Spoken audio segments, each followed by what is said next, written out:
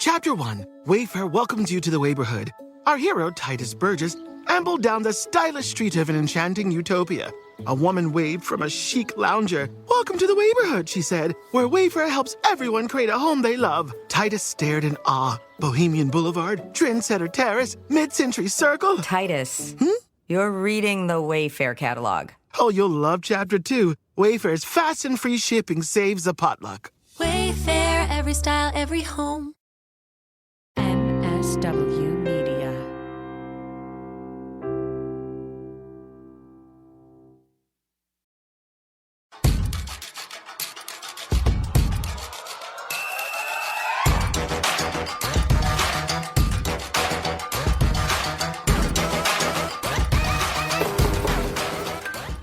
Friends, it's Liz Winstead, host of Feminist Buzzkills, and this week is a very special episode. Earlier in the week, we did an incredible panel breaking down the possible outcomes of this very scary ruling that's about to come out of Texas on whether or not medication abortion is going to be accessible in the way we know it now. The media has just been derelict in reporting on this, and it's one of the most important stories around abortion access since the fall of Roe v. Wade. So we wanted to give you all the information you could to arm you with the facts around medication abortion, what the ruling will mean for you, what it will mean for access to abortion, and most importantly, what you can do to fight back. The panel was part of our Operation Save Abortion series, and it's an incredible series. Totally go check it out, operationsaveabortion.com, where you can immerse yourself into all the ways you can get involved in abortion activism, and then you can hit up our activist calendar and make some changes for yourself. Do it with your friends, do it alone, but it's an incredible resource that we provide to keep you as informed, up to date, and also with actions you can take to do the best you can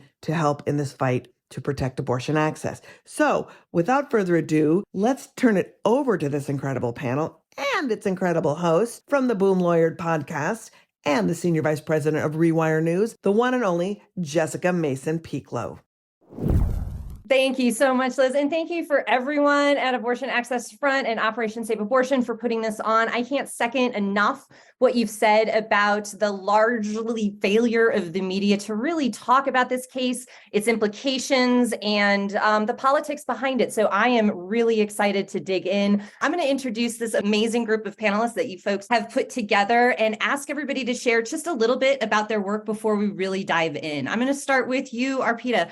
Arpita Appannagari is the Associate Director of Policy and Partnerships for the National Institutes of Reproductive Health. Wow, is this an honor to have you here with us.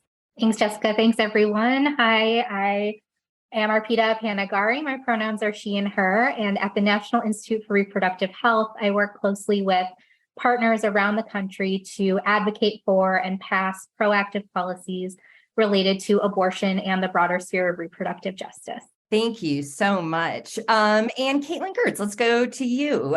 You are PhD, MHS, and VP for Research at IBIS Reproductive Health. Thanks for being with us.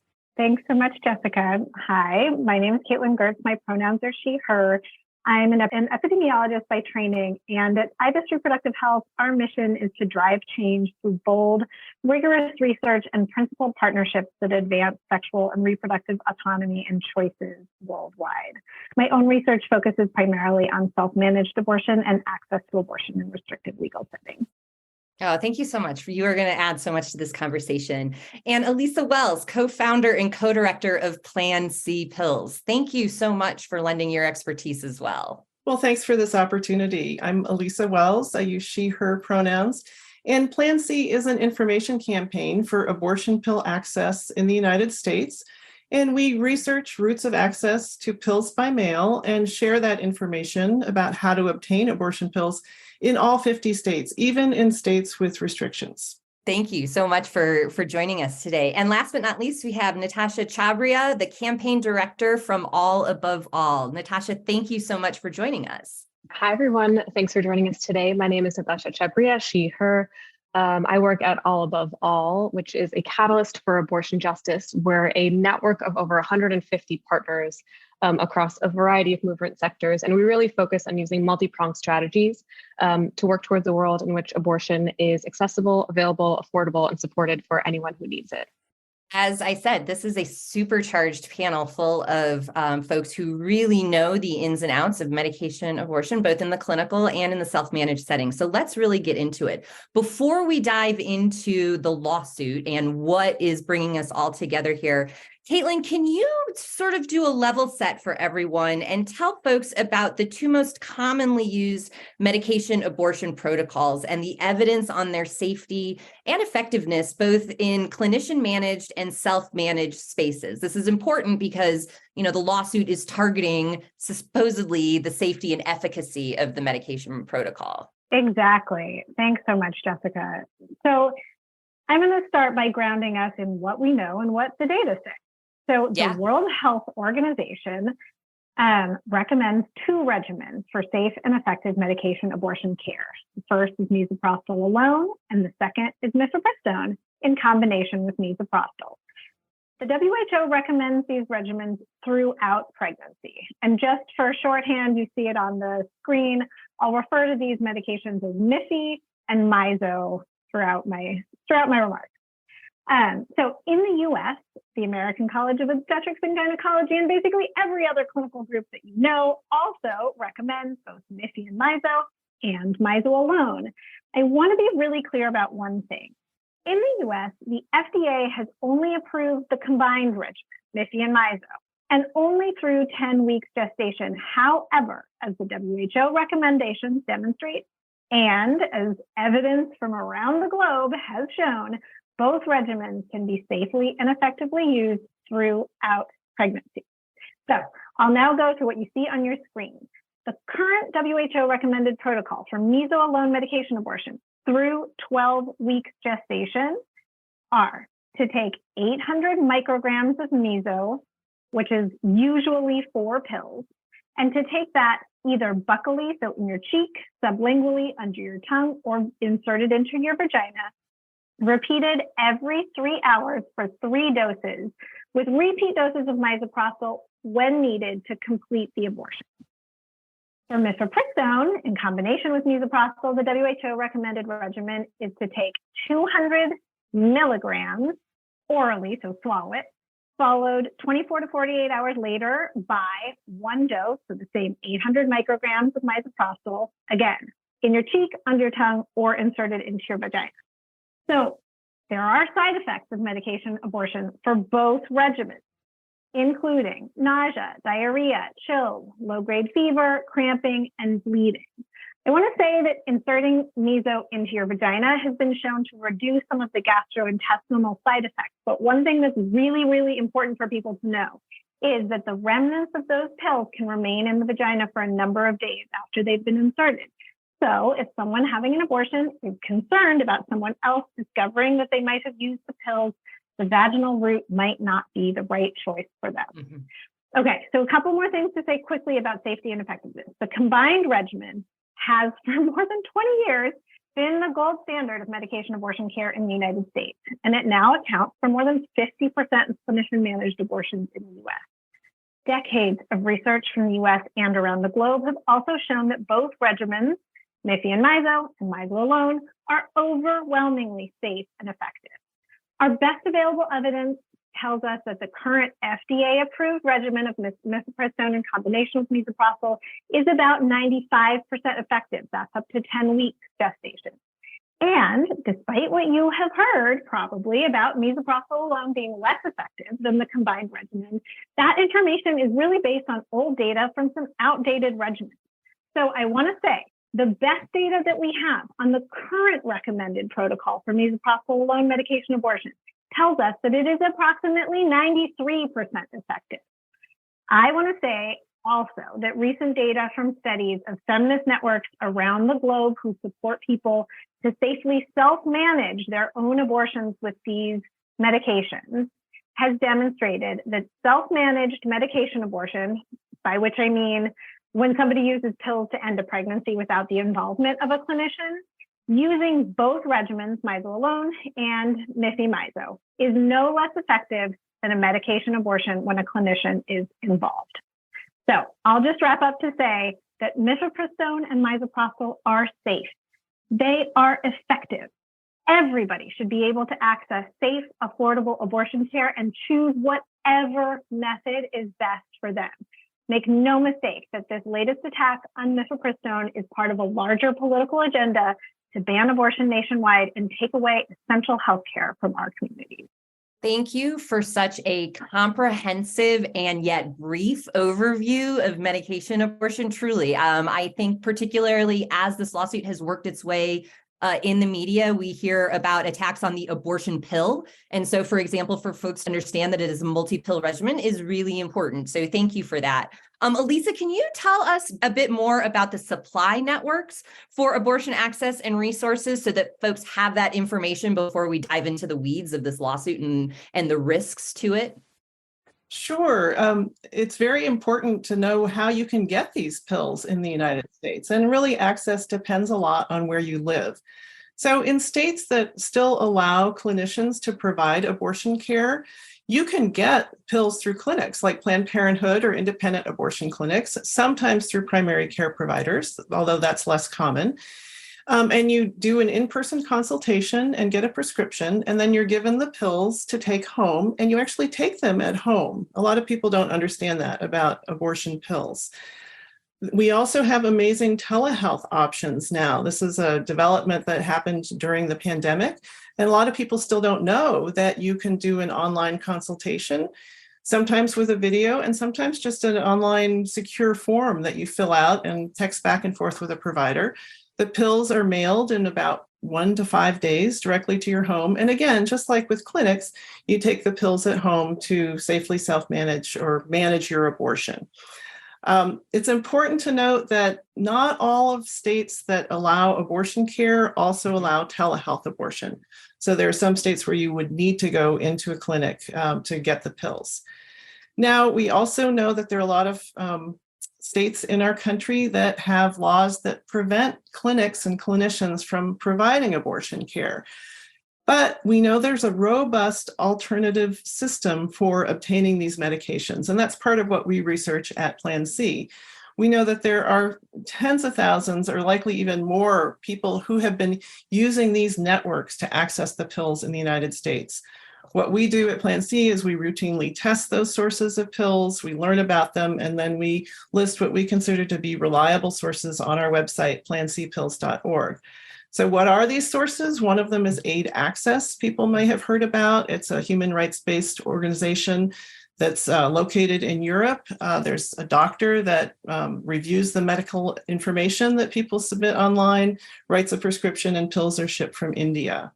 There are also these amazing feminist community networks, community-based networks that are shipping pills for free throughout the restricted states. We list those on our website. And then there are what we call websites that sell pills that are basically commercial businesses that are set up to mail these medications directly to people. And the pricing is coming down on those. So some people would think those are not a bad option either. And we do, again, test for reliability of these services. So you can see this vast alternative network of supply. And we'll talk a little bit later about how important that's going to be if this ruling does come down. But we list everything on our guide at plancpills.org. And truly, for folks who are joining this webinar, Plan C is an amazing resource, and I can't recommend them enough if you have questions in terms of where to find access. All right, Arpita, you get the question of the day or the hour for the webinar, and that is, what on earth is this lawsuit that we are here to talk about? What really, truly does the public need to know about FDA versus Alliance, or Alliance versus FDA, I should say? Sure. So throughout the whole time that I'm talking, I want folks to keep remembering what Dr. Gertz said about mifepristone having a 20+ year track record in this country of safe use. It has been approved by the FDA for over 20 years. Just keep that in your mind as I talk to you about this lawsuit. So this lawsuit basically incorrectly argues that the FDA exceeded its authority when it approved mifepristone over 20 years ago. It claims this under the Comstock Act, which is incredibly antiquated. We're talking the 1800s, designed to deny access to contraceptive and abortion information and methodologies. So not only are they arguing against a 20 plus year precedence of safety, they're arguing that the FDA itself exceeded its authority and that it is instead beholden to a law from the 1800s. If you're shaking your head, if you're rolling your eyes, we're only just warming up, so stay with me. This case was deliberately filed in the Northern District of Texas, which is a single judge courthouse where cases are automatically assigned to Judge Matthew Kaczmarek, boo, an extreme right-wing activist judge with a long history of disturbing opinions. The Alliance for Hippocratic Medicine is an organization, and I use that term loosely, of anti-abortion, quote unquote, medical groups. They incorporated specifically in the Northern District of Justice so that they could bring this specific lawsuit in front of this specific judge. This was planned, this was, coordinated, this was strategic. Regardless of who the judge is, no judge should be able to step in and override the FDA's scientific judgment that a medical product is safe and effective. That is the FDA's literal job. And the assertion that the FDA shouldn't have approved mifepristone in the first place is, I can't decide if it's laughable or if it's deeply, deeply scary, because it calls into question the entire existence of the FDA. The lawsuit is centrally focused on mifepristone, calling into question the existence of that specific medication, of its approval. But it is important to note that the way that the plaintiffs have filed in this case could have broad-reaching impact. So it could impact, yes, mifepristone, yes, misoprostol, but also any needed medication that has been approved by the FDA. So that's the lawsuit. In terms of impact, we are talking huge. You heard Elisa talk about all of the different ways in which we can access pills, and Dr. Gertz talked you through both how to self-manage your abortion or how you would experience a medication abortion in clinic. All that said, this lawsuit is purposefully cruel. It is purposefully confusing. The confusion and cruelty are the point.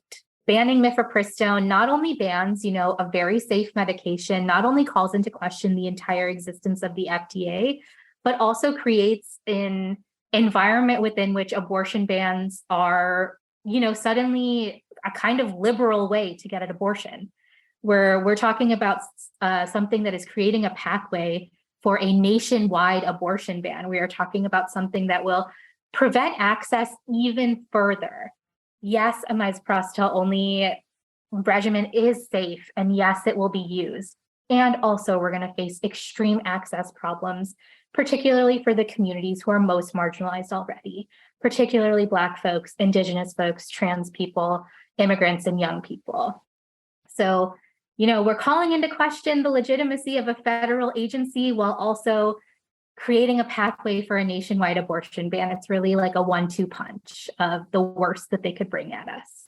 I really so appreciate you mentioning the fact that this lawsuit is really an attack on the FDA as an agency writ large, because as we have seen with the conservative legal movement, they frequently use attacks on abortion or attacks on trans folks, for example, as the sort of tip of their spear for larger agenda items. And this lawsuit could not be a better example of that. Natasha, is there anything you'd like to add to help people understand really the significance of this case? Yeah, definitely. And I think, my fellow panelists really lined this up well by outlining all of the different implications of this case. I think I just want to emphasize, I know everyone has said this, but this is unprecedented.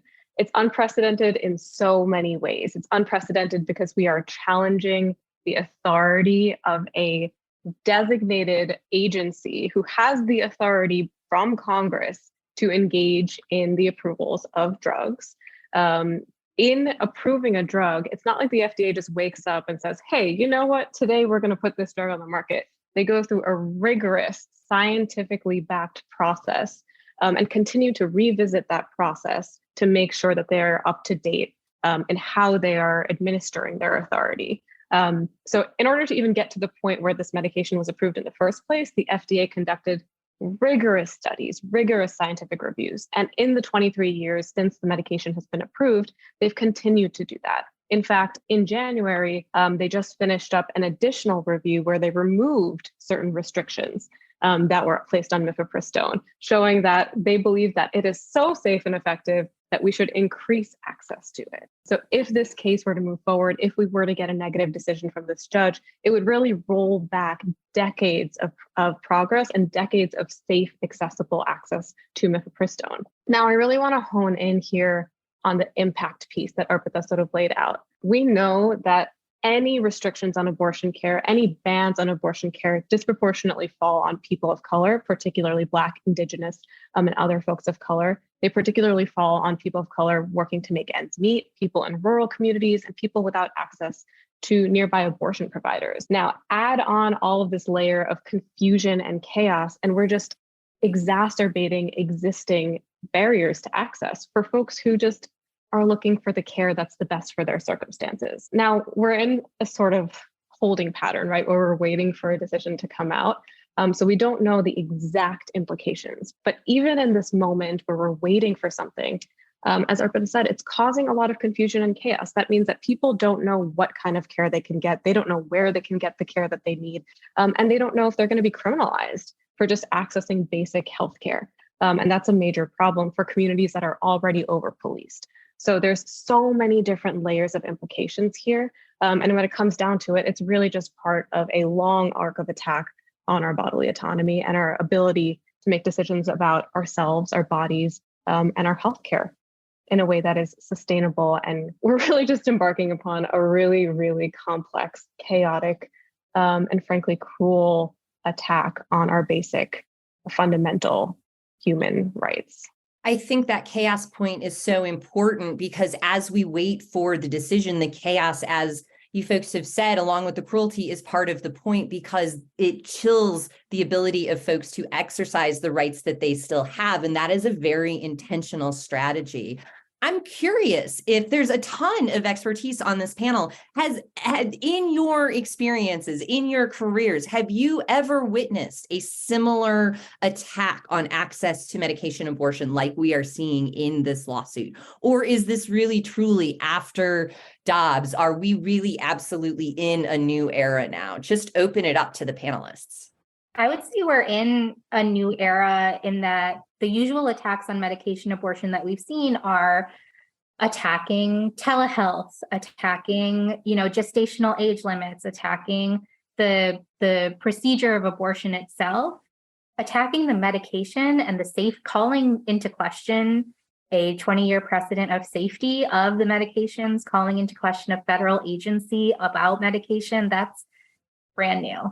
You can see it on the slides in front of you. A federal judge has never imposed a ban on a particular drug by completely revoking FDA approval. That is one of the potential outcomes. And that is truly, again, it's the cruelty is the point, the confusion is the point, the strategic breakdown of every piece of abortion care from soup to nuts. That's the point. Wow. Breakdown from soup to nuts. That's really something. Anybody else want to sort of add their perspective or a layer to that? I think the only thing I would add is that this is, like we've been saying, this is part of a long arc of attack on not only abortion rights, but kind of reproductive justice writ large.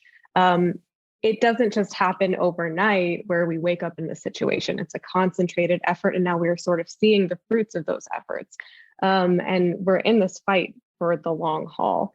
I think one thing that's really important to note is part of what feeds into all of this chaos and confusion is this stigma and shame that really underlies a lot of the arguments that the anti-abortion extremists are making in this case. And if we're not really careful about how we disseminate information to folks, I think it was really amazing the way my co-panelists laid out the efficacy and the safety of multiple different types of medication abortion. We know when it comes down to it, right? We as communities save ourselves. We save each other. Institutions are there to provide certain guardrails, but at the end of the day, we're going to care for each other by working towards a world in which abortion is accessible for everyone. This is a fight that we have in front of us right now, but it doesn't mean it ends whenever we get this decision.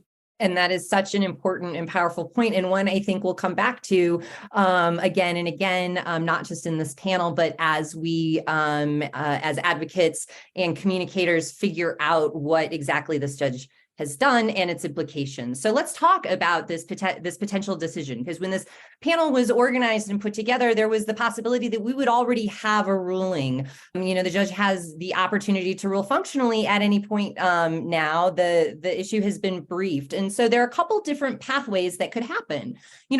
One pathway is that the advocates bringing this lawsuit could lose. It's not a likely pathway, I think, given the way that they have chosen the venue, the way that they have basically cooked up, as the panelists have said, a political attack on medication abortion access where other avenues have been unsuccessful. But I do think it's important to recognize that that is one potential outcome. We should not preemptively close out potential wins on our side like that. But do I think that's likely? I think that is a unlikely outcome in this case, but I won't foreclose it entirely.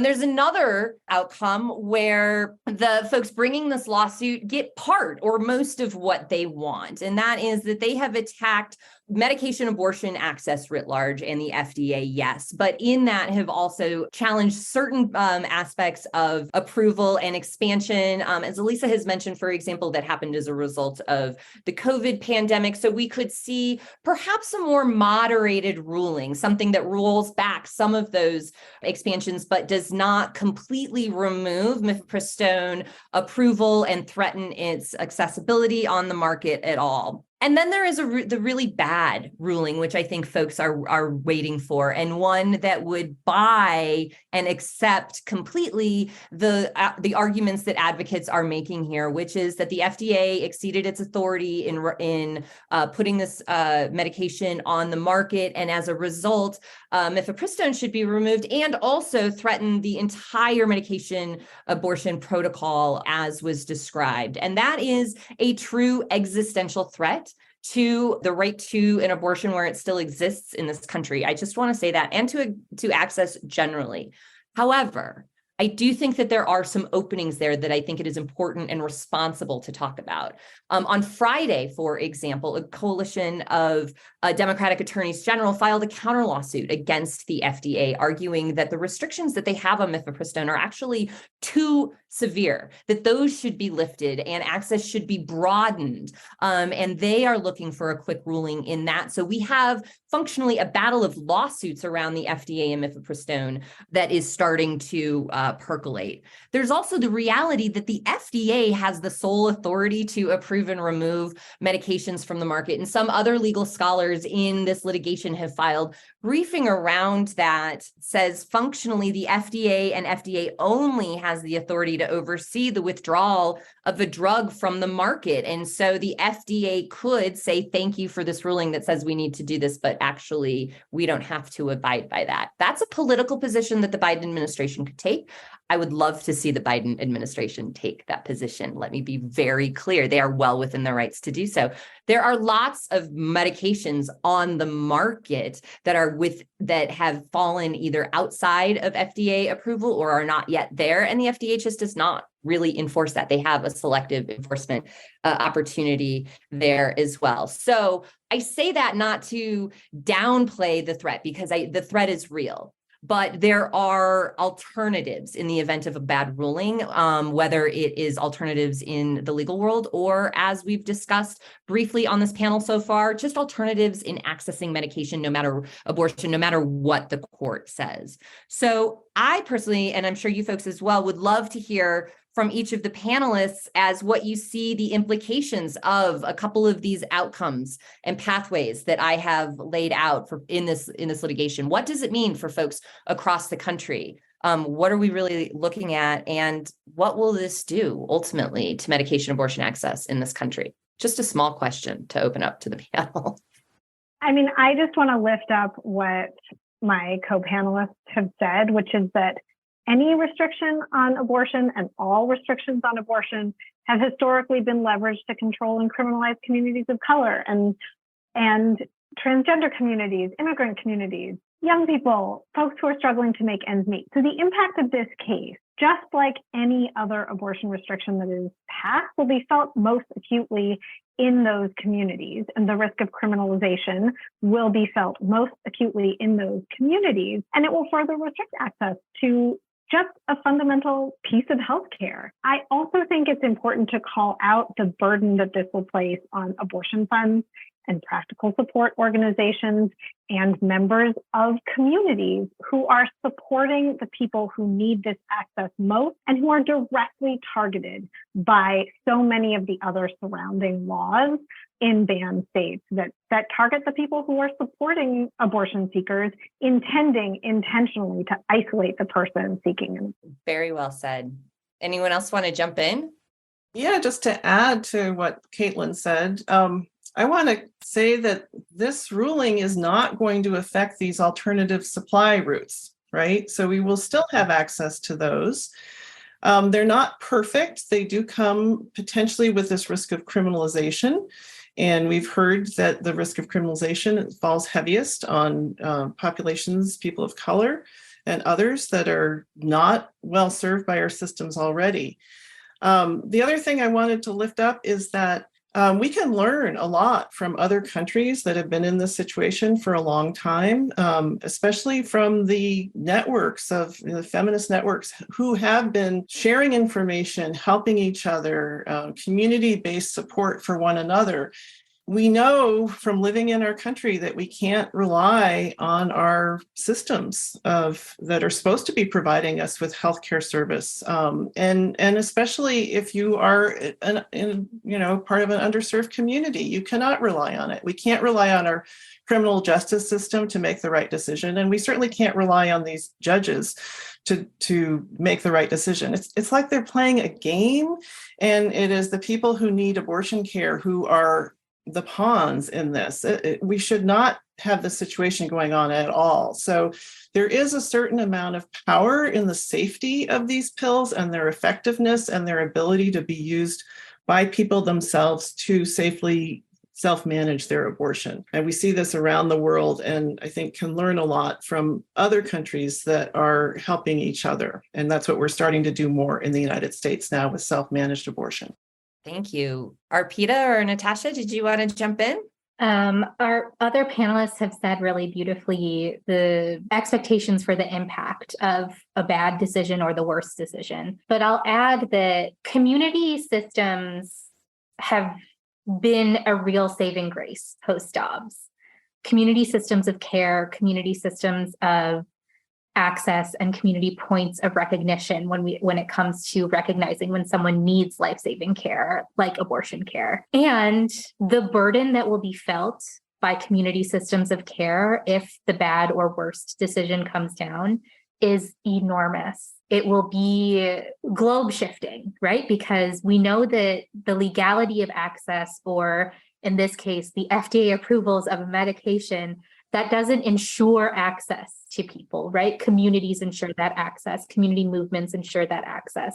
And we keep saying the fear is the point. And what we mean by that is that the chaos after this decision comes down creates an immediate chilling effect amongst community networks of care, because they are afraid of criminalization. They are afraid of breaking the law. They are afraid of whatever consequences may come out of a decision like this. And I want to be clear that the consequences themselves won't be clear when Judge Kaczmarek gives us a decision. We don't have any clear guidance once that decision comes down. All we have is his words on paper. That doesn't do anything for us. I want to be really clear that community efforts have really gotten us to a point where we are finding care for one another, including in states where abortion is completely inaccessible. If you have ways of supporting your community networks, you should do that now. You should do it with money. You should do it with time. Community care is going to be so, so important when this decision comes down, in no small part because we don't know what it will mean practically.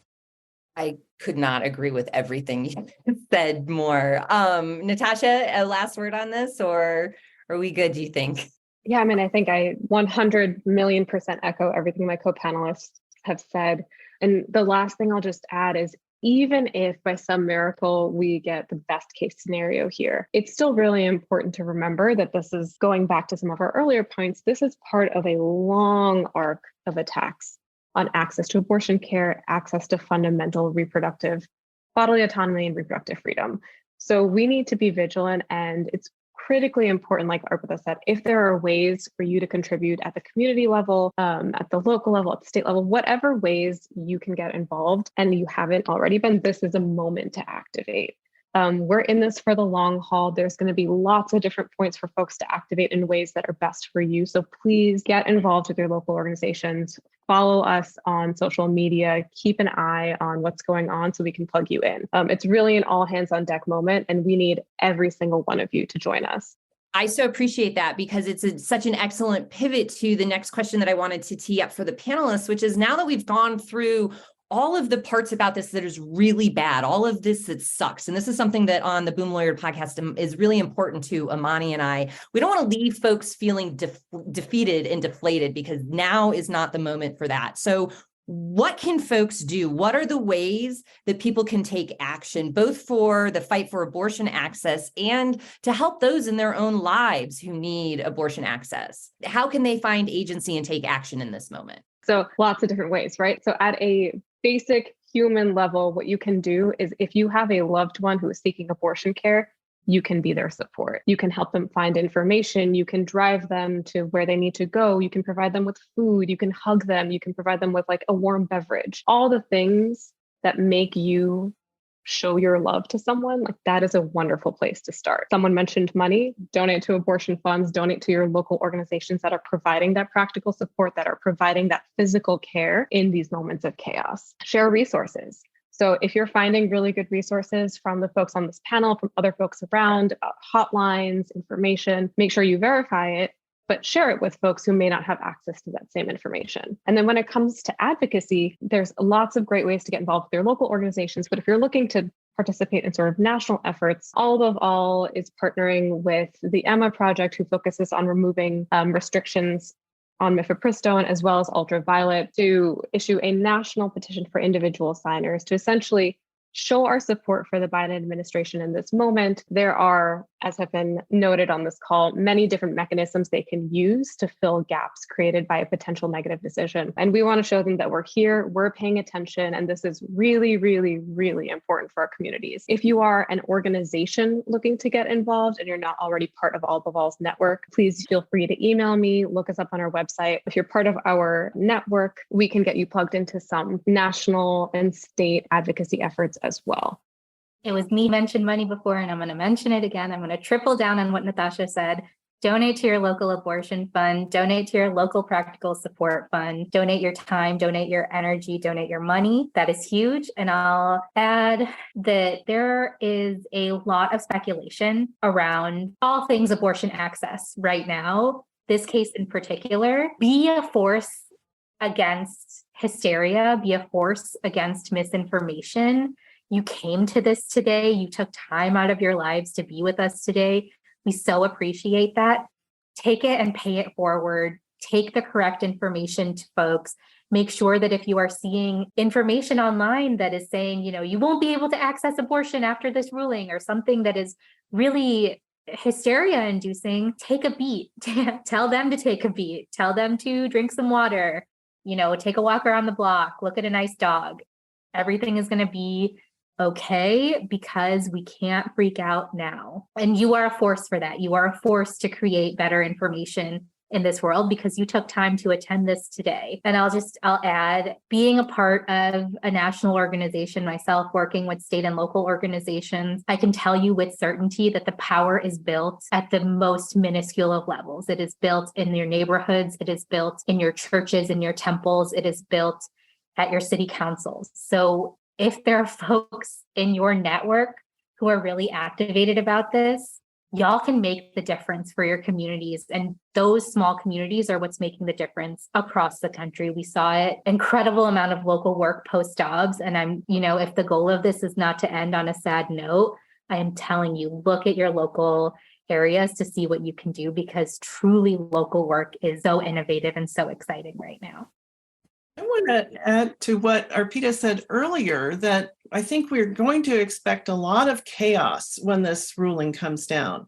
And so I appreciate you're saying now, remain calm. I really love that. But one of the things we know is people are going to be looking for ways to get abortion care in all states. And we hope that people on this call will learn about these resources and share them out so that people can identify ways they can get care if it's being cut off. We hope you'll come to plancpills.org and look to see what's there. We hope you'll share information about other support resources that are out there. Two that are really great are the Miscarriage and Abortion Hotline, which is a free service where people who are self-managing their abortions can text with a provider, a volunteer provider, and help understand the symptoms that they're experiencing or what they need to do next. So that's a free medical resource for people. And also the Repro Legal Helpline, which is a service that can help people understand what is the risk of buying pills off the internet and using them. Where they are. It personalizes that information that enables people to make their own decision based on their own risk tolerance. So that's a really good organization, helpline to direct people to. And just to speak out about the injustice that's being done about abortion access in general, and also with respect to the criminalization of pregnant people for managing their own healthcare, which in, a democracy, we shouldn't have to be even having this conversation. We need to be speaking out against it. It's outrageous what's happening right now. Thank you so much for that last point in particular, because truly the attacks on our bodies are absolutely an attacks on a democracy. They go hand in hand. And I think that that's something that we don't say enough. Caitlin, anything that you'd like to add to this conversation, to this part of the conversation? Yeah, just plus 1,000 to what my co-panelists have said. Absolutely. And I think in terms of sharing information, normalize abortion, say the word abortion, talk about it, destigmatize, and also share some of the good, reliable information and resources that you have. I want to point everyone to another resource, the Yuki app.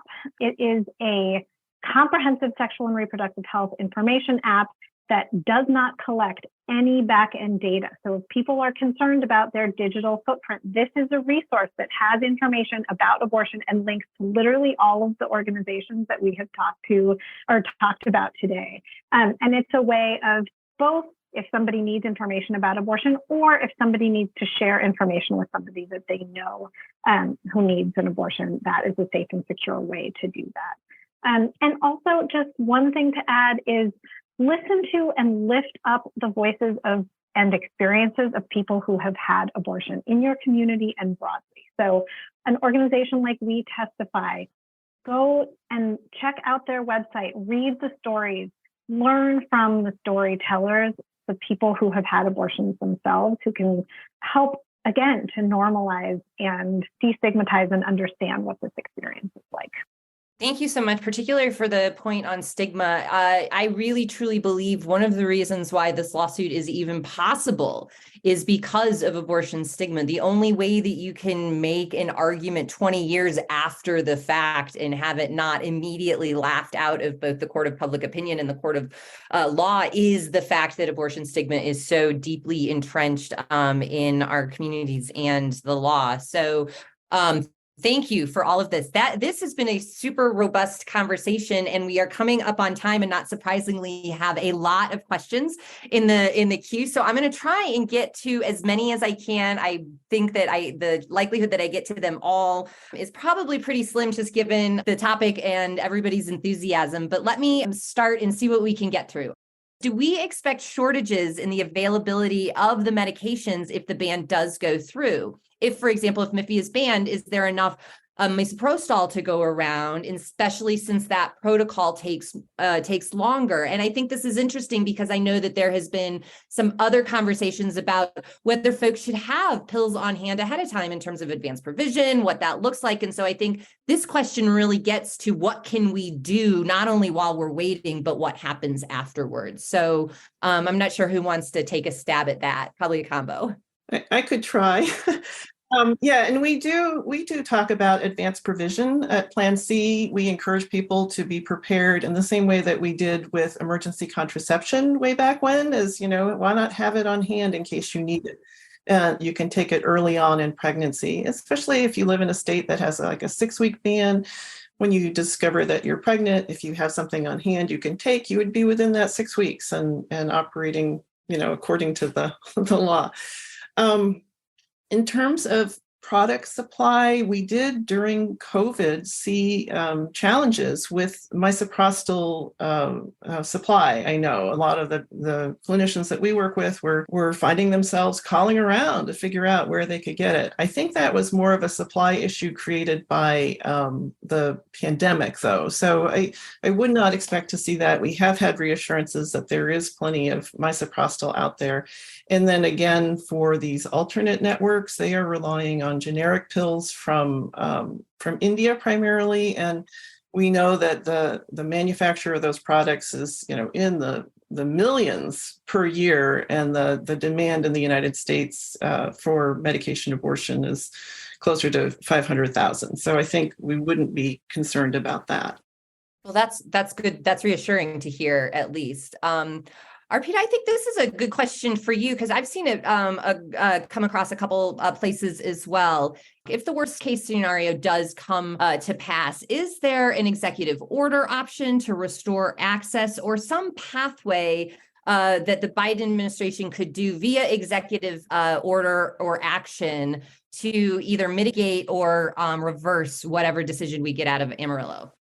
So that's a great question. And I'll say that because this is a lawsuit basically calling into question a federal agency, the Biden administration can absolutely take action. They cannot reverse necessarily what comes out of the court because that would be specifically within the FDA's jurisdiction, and it would be up to the FDA to respond. And part of the chaos that we're talking about is we don't know how the FDA will respond because they are responding to their existence in total. It is a crazy thing to ask them to respond to. What the Biden administration can do is come out in strong support of the safety of medication abortion and the safety of mifepristone. They can put out a strongly worded statement or an executive order saying that mifepristone is safe, mifepristone should be able to be accessible, should be able to be accessed at your pharmacies as it is now, and they can come out in strong support. That said, unfortunately, because we have never faced anything like this before, because this is unprecedented, we don't really know what standing the Biden administration will have. The hope is that they will come out in strong support of mifepristone and strong support of all needed medications, because again, this will affect all needed medication. But as someone who myself had a medication abortion at 19 in Indiana, I would love to see the president of the United States come out and tell me that what I did was safe. Absolutely. It shouldn't even be that difficult. So a couple follow-up questions, I think along that, Arpita, you had mentioned the Comstock Act as a basis of the plaintiff's claims here. And so there are sort of two back-to-back questions. I'm wondering if we can kind of take them at once.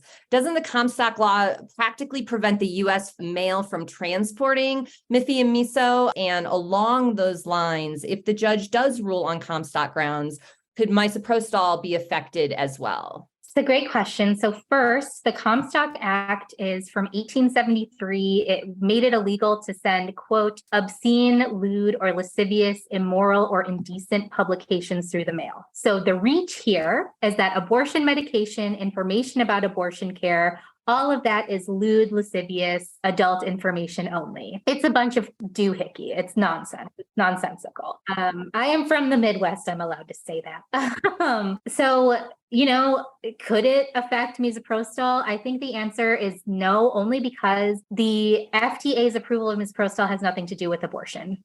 It is not, it's an off-label use. So, they can't really attack the FDA for an off-label use.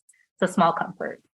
That is a small comfort. And thank you. The Comstock Act claims truly are nonsense. My Midwestern heart exploded with joy when you were describing that. Have there been other countries that have been in the situation that the United States finds itself in now, where they had rights that were once recognized, previously unrecognized by the court or taken away? And, how, if so, are there additional lessons that we can learn? And if not, maybe what is the distinguishing fact for the United States in navigating through there?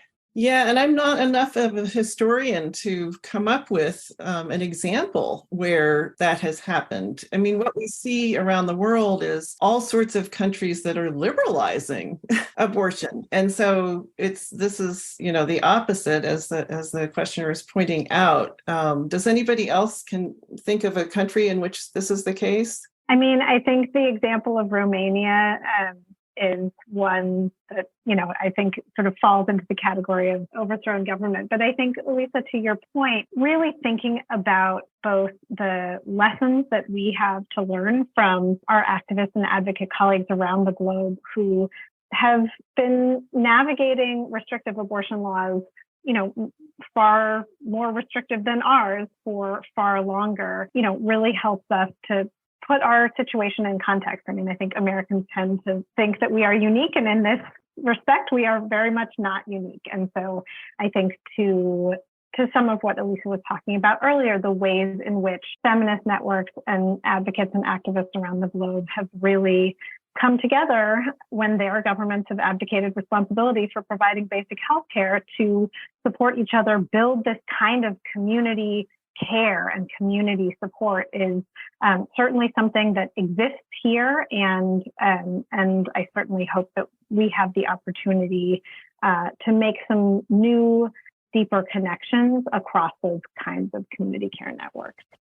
Thank you for that. Yeah, there's I'm struggling to find an example that comes to mind as well. I do think, Romania is probably as close as we could get. And we are at time. I want to be mindful of that. We got an excellent question on the Democratic Attorneys General's lawsuit that I mentioned. Let me just say very briefly that this was filed in Washington with a coalition of attorneys general and arguing that the FDA needs to move on medication abortion, that it has sat on its hands functionally, and the evidence is clear that the restrictions that are in place are no longer necessary. They've asked for a quick injunction in that case. And so we're waiting. Literally, the lawsuit was filed on Friday and we are here Monday. And so what I would tell you is also to stay tuned to the Boom Lawyer podcast, because this is absolutely one of the lawsuits that we're digging into while we're waiting for this ruling and its implications. So Amani and I will have a lot more to say on that. But what it really does, just very quickly, is it puts at the center of this fight right now, the federal government and the FDA as an agency in terms of the Biden administration's ability to provide some relief here. And I think that that's a very important point. I want to give our panelists an opportunity for one last word before we close things up. I just want to say, if you're not outraged, you're not paying attention, and please spread the word. We do and will still have access, and we hope that the more that people rise up and take control of this themselves, the faster we'll get to a point, which is our vision, of over-the-counter access. Might sound strange to say in talking about all these restrictions, but around the world, people can buy these pills off of pharmacy shelves. And so we want to get there too for over-the-counter access in the US. Thank you. Caitlin, what about you? Just to say again, try your best to talk about abortion wherever you go. Share the evidence-based information and normalize as much as you can and take care of those in your community who need access. Thank you so much. Natasha? Yeah, thanks everyone for joining today. I mean, I've said it before, I'll say it again, I'll scream it from the rooftops. There likely will never be a time when our reproductive freedom, our bodily autonomy is not under attack. But that doesn't mean we don't work towards a world in which abortion justice is a reality, in which abortion is available, accessible, affordable, and supported for anyone who needs it. So no matter what's happening right now, yes, get outraged, make your voice heard. Use this as an opportunity to provide community support and plug in where you can. But remember, we're in this for the long haul, and we're going to be working towards a world in which all of these healthcare resources are available, and we're not going to stop fighting. So please join us. We need you. You are important to this fight. And Arpita? Empathy is radical. Rest is radical. Community care is radical. We are here because we are searching for radical solutions. And sometimes the solution is as easy as empathy. It is as easy as community care.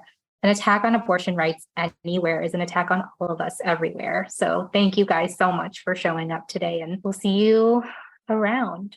truly. Thank you to my brilliant and esteemed panelists who have provided such clear and important information at such a crucial time. I know that it can be difficult to wade through sometimes the medical and legal morass that is the attacks on abortion rights and access, but y'all did it brilliantly and effortlessly in at least from where I'm standing. And I really want to thank Liz and the entire team at Abortion Access Front and Operation Save Abortion for putting this panel together. This is a crucial public service. Folks need to understand what is happening, and there is just not enough information out there. I would also urge you, if you don't do so, to follow Rewire News Group on your social media platforms and subscribe to the Boom Lawyered podcast. Amani and I are dedicated to this issue exclusively, and we try to do it with a little bit of humor, as the folks here at Abortion Access Front do as well. So if folks have follow-up questions, please let us know. And thank you all for your time, your curiosity, your radical empathy in making things a much better place for folks. This has been an honor and a pleasure to be in community with you today. Thank you. That was an amazing panel. If you want to get more involved, you can sign up at Operation Save Abortion, where you can really get active, and we will give you the tools that you need to help us fight this ruling and so many other things. Also, for more incredible panels like this, OpSave is going to be servicing you, so make sure you sign up for our mailing list so that you can find out about all of these dope panels and actions that we got going. So, looking for some action right now? Keep learning about all the ways you can educate those in your life about medication abortion. Go to plantcpills.org to check out all the options on their Take Action page, like putting up stickers everywhere in your town and joining the volunteer Discord. And we are back to our regularly scheduled podcast next week. And it's also National Abortion Provider Appreciation Week. So we'll be joined by badass abortion provider, Dr. Moyetti, who works tirelessly to provide abortion care across the country. We're also joined by the fantastic Chase O'Donnell to talk about her new comedy special and album, People Pleaser. And lastly, if you like what we do and you like this content, join our Patreon. You'll support great content and get cool FBK merch and experiences. All pledges support this pod and all of our activism at Operation Save Abortion and at Abortion Access Front. Pledge at patreon.com/feminist buzzkills. That's it for this week. We'll see you next week. Take care, everybody. Thanks for joining. Feminist Buzzkills, the podcast from Abortion Access Front. When BS is poppin', we pop off. New episodes drop Friday. If you want to support our podcast and all the work of Abortion Access Front, like, subscribe, and join our Patreon at patreon.com/feminist buzzkills.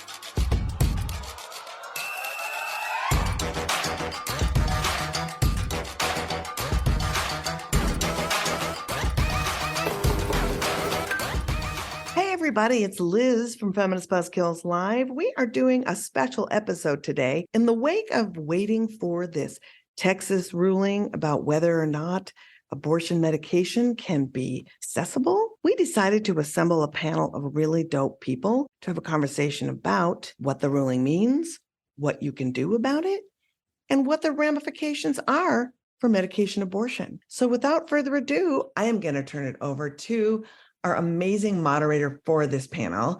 She is somebody who I absolutely adore. She is the co-host of Boom Lord. She is the senior vice president of the Rewire News Group. And if you don't read Rewire, please do, because they are keeping you informed on all of this stuff. So please welcome Jessica Mason Pieklo. Thanks, Jess. Chapter 1, Wayfair welcomes you to the neighborhood. Our hero, Titus Burgess, ambled down the stylish street of an enchanting utopia.